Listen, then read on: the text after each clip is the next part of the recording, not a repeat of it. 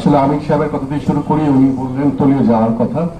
আসলে তলীয় যাওয়ার সময় কিন্তু আমাদের এই যে অর্থনৈতিক অপেক্ষাকৃত দুর্বল যে দেশগুলো আছে এগুলোর কোনো সম্পর্ক নাই। আপনার ইউরোপ, চায়না, আমেরিকা, এই যে শিল্পাঞ্চলগুলো, এগুলো আপনার এমনভাবে শিল্পাঞ্চল গড়ে উঠেছে যে আপনার অ্যাটমসফিয়ার এক ধরনের ফল তৈরি করছে। সেখান থেকে সূর্যের আল্ট্রাভায়োলেট রে আসছে এবং পৃথিবী উষ্ণায়ন বেশি হচ্ছে এবং পানি বৃদ্ধি হচ্ছে। এখন ধনী দেশ যেমন নেদারল্যান্ড, তারা এক ধরনের বাদ করে যাতে আপনার নোনা পানি ঢুকতে না পারে, আমাদের মনে হয় ওই অর্থও নাই। সুতরাং ওইদিকে না যাওয়াই ভালো। যতটুকু আমরা পারি অন্তত যাতে লবণাক্তর পরিমাণটা কমে সেই দিকে একটু প্রচেষ্টা করতে হবে। এখন আসি আমাদের সাতক্ষীরা জেলায় আমাদের কি কি সমস্যা আছে। আপনারা জানেন পৃথিবীর ফুসফুস বলতে বলা হয় ব্রাজিলিয়ান রেইন ফরেস্টকে, তেমনিভাবে বাংলাদেশের ফুসফুস কিন্তু আমাদের সুন্দরবন। এটাই সবচেয়ে আমাদের বড় গুরুত্বপূর্ণ জায়গা যেখানে আমাদেরকে অ্যাড্রেস করতে হবে। আজকে আমি একটু আগে এডিসি মহোদয়কে জিজ্ঞাসা করছিলাম যে আমাদের ফরেস্টে কেউ আছে কিনা, নাই। এটা মনে হয় আমাদেরকে কেন্দ্রীয় সরকারের কাছে এক ধরনের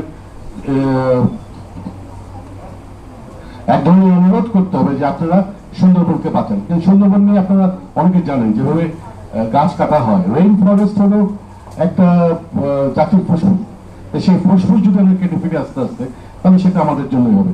আর আভ্যন্তরীণ ভাবে যেসব কাজগুলো, সেটা হলো আপনার যেরকম বায়ু দূষণ, পানি দূষণের যে কারণগুলো, সেগুলো হলো প্লাস্টিক, আমাদেরকে যতটুকু পারা যায় বর্জন করতে হবে। তেমনিভাবে অনেকে বলেছেন যে ইট ভাটার কথা। তো আমার মনে হয় আমাদের জেলা থেকে যেন বৃক্ষরোপণ, মাননীয় প্রধানমন্ত্রীর 5 কোটি 25 কোটি নয় 5 কোটি বৃক্ষরোপণ পরিকল্পিতভাবে করার কথা বলেছেন। আমাদের এডিসি মহোদয় আছেন, আপনারা জেলা প্রশাসন থেকে আমাদের যারা আমরা বিভিন্ন রাজনৈতিক দল আছে, বিভিন্ন এনজিও আছে, সবাইকে নিয়ে বসে এর ব্যাপারে একটা সিদ্ধান্ত নিতে পারে যে কোথায় কোথায় আমরা এই বৃক্ষরোপণ গুলো করতে পারি। এগুলো চর্চার মাধ্যমে যেন জীবিত থাকে, একটা সম্মিলিত প্রয়াস থাকা উচিত। আর আজকে ধন্যবাদ জানাবো জেলা প্রশাসনকে। একটা বিশ্ব পরিবেশ এটা খুবই গুরুত্বপূর্ণ।